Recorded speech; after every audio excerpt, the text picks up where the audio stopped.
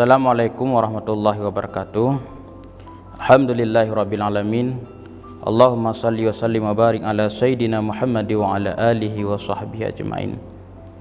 Amma ba'du. Berjumpa lagi dengan saya Tunku Ibnu Sa'dan dalam program Cahaya Hati. Pada kesempatan ini saya akan membahas orang tua merupakan jalan menuju surga. Para hadirin, sahabat-sahabatku yang dimuliakan Allah, orang tua merupakan anugerah yang sangat besar dalam kehidupan kita. Dengan berkat perjuangan mereka, sehingga kita lahir ke dunia ini, kita bisa menatap bagaimana keindahan ciptaan Allah. Kita bisa menatap bagaimana keagungan dan kebesaran Allah Subhanahu wa ta'ala. Orang tua, bapak, terkadang pergi pagi pulang sore, banting tulang untuk kebutuhan nafkah kita sehari-hari. Begitu juga ibunda, 9 bulan mengandung kita dengan perjuangannya yang sangat luar biasa. Ketika melahirkan kita, bahkan nyawa jadi taruhannya dan mendidik kita hingga dewasa.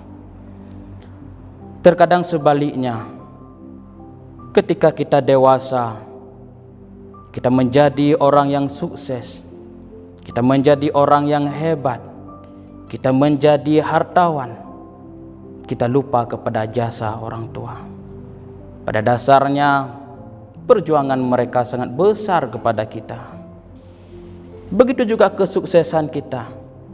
Harus kita sadari, setiap solat 5 waktunya, orang tua tidak pernah lupa berdoa kepada anak. Terus kenapa hati kita ini, ketika kita menjadi orang yang sukses, ketika kita menjadi orang yang tinggi jabatan, terkadang lupa kepada orang tua, bahkan lupa kepada jasanya yang sungguh luar biasa. Sekarang kita sibuk beribadah kepada Allah, kesibukan kita bahkan kita ahli sedekah, kita senang bersedekah, ibadat-ibadat yang kita lakukan untuk menggapai ridha Allah, tujuan kita untuk menggapai jannah Allah nanti di yaumil qiyamah. Padahal kita tidak menyadari sebenarnya jalan yang kita tempuh itu jauh. Karena ada jalan yang lebih dekat untuk kita menggapai surga Allah. Apa jalan yang lebih dekat itu? Itulah jalan dengan kita berbakti kepada orang tua. Jalan kita mengabdi kepada orang tua. Jalan kita membahagiakan orang tua. Itulah jalan yang sebenarnya yang paling dekat kita dengan jannah Allah Subhanahu wa ta'ala. Coba kita lihat, pada suatu ketika Nabiullah Musa bertanya kepada Allah, "Ya Tuhan, siapa nanti temanku di surga ya Tuhan?" Maka pada ketika itu Allah menjawab, "Wahai Musa, silahkan engkau pergi ke satu kota. Nanti engkau cari tukang penjual daging di pasar kota tersebut, itulah temanmu di surga." Maka pada ketika itu Nabi Musa mencari siapa sebenarnya teman yang akan menjadi temannya nanti di surga. Sesampai di kota tersebut, Nabiullah Musa melihatlah seorang pemuda penjual daging. Kemudian Nabi Musa mengikuti jejak penjual daging tersebut. Hingga sore hari Nabi Musa menunggu pemuda itu pulang, kemudian mengikuti. Sesampai di rumah, Nabi Musa melihat apa amal pemuda tersebut, sehingga Allah mengatakan pemuda itu adalah temannya nanti di surga. Ternyata sesampai di rumah, pemuda tadi mengambil dagingnya, kemudian menggiling, memasak, dan menyuap kepada ibunda. Ketika ibunda disuapin nasi oleh anaknya, ibunda senang bahagia, masa tuanya masih ada anak yang berbakti kepadanya. Maka selalu setiap ibundanya habis makan yang disuapkan oleh anaknya, ibunda tersebut berdoa. Nabi Musa melihat ucapan daripada bibir ibunda pemuda tersebut. Ibunda tersebut berdoa, Allahumma ja'al ibni jalisan Musa fil jannah. Ya Allah, jadikanlah anakku ini teman Musa nanti di surgamu ya Allah. Ternyata itu amalan pemuda tersebut sehingga menjadi teman Nabiullah Musa nanti di hari kiamat dalam surga Allah. Maka coba kita lihat dalam kisah yang lain, seorang pemuda yang penduduk dunia tidak mengenal dia, akan tetapi di penduduk langit, para malaikat, para bidadari cemburu kepada pemuda tersebut. Siapakah dia? Itulah artis tingkat tinggi di mata malaikat dan artis tingkat tinggi di mata para bidadari. Itulah Uwaisul Al-Qarni. Uwaisul Al-Qarni, beliau ketika ibundanya masa tua, beliau memuliakan ibundanya. Bahkan satu keinginan ibundanya yang pada adat susah untuk dia gapai karena dia seorang miskin. Apa keinginan ibundanya di masa tua? Ibundanya berpesan kepada Uwais, Uwais, ibunda ingin untuk melihat Ka'bah Baitullah di ketika masa tua.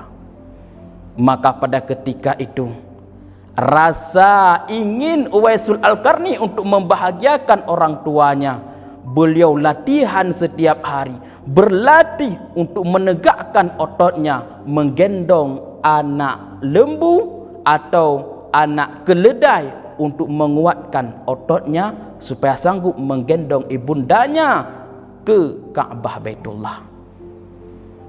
Sahabatku yang dimuliakan Allah, maka berlarut hari, berganti minggu, bahkan berganti tahun, besar anak lembu tersebut, kuat otot Uwaisul Al-Qarni. Maka tibalah musim haji pada ketika itu. Uwaisul Al-Qarni menggendong ibundanya dengan penuh rasa cinta dan kasih sayang dari kota Yaman berangkat ke Ka'bah Baitullah, ke Mekah Al-Mukarramah. Maka dengan amal itu sehingga beliau membawa ibundanya ke Mekah Al-Mukarramah, sampai di Ka'bah Baitullah beliau mengelilingi ibundanya, yaitu mengelilingi Ka'bah. Maka pada ketika itu senang hati ibundanya, bahagia mempunyai anak yang berbakti kepadanya. Maka sampai Rasulullah pun berpesan kepada sahabat, wahai sahabat, apabila engkau jumpa dengan Uwaisul Al-Qarni, mintalah doa daripadanya. Karena kenapa? Doa Uwaisul Al-Qarni itu merupakan doa istijabah daripada Allah Subhanahu wa taala. Sahabat-sahabat yang dimuliakan Allah, pemirsa, penonton Ubi On TV yang dirahmati Allah, maka boleh kita ambil intisari motivasi dalam kehidupan kita. Ternyata jalan kesuksesan kita, jalan kita menggapai surga Allah, itulah dengan cara berbakti kepada orang tua. Inilah jalan yang lebih dekat untuk kita gapai jannah Allah. Kenapa dalam sejarah Alqamah durhaka dengan Allah? Kenapa dalam sejarah Alqamah bahkan sakaratul maut tidak mampu mengucapkan dua kalimat syahadat? Apakah Alqamah ini tidak solat? Bukan. Alqamah ahli solat, Alqamah ahli puasa, bahkan Alqamah rajin bersedekah.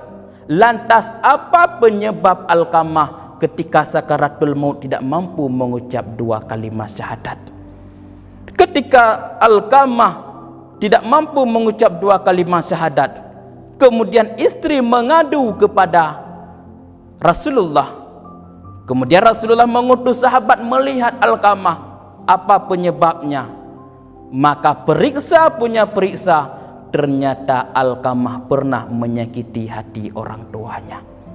Maka dalam sejarah Alqamah ketika sakaratul maut tidak mampu mengucapkan 2 kalimah syahadat, sampai Rasulullah datang membawa ibunya ke depan Alqamah, ke hadapan Alqamah. Rasulullah ingin membakar Alqamah di depan ibunya, baru sampai ibunya mampu memaafkan dosa Alqamah, dan Alqamah pun ketika itu mampu mengucapkan 2 kalimah syahadat.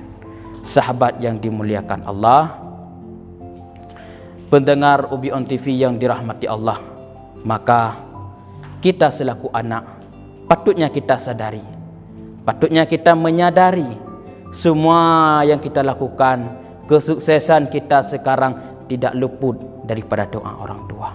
Selalu orang tua berdoa kepada kita.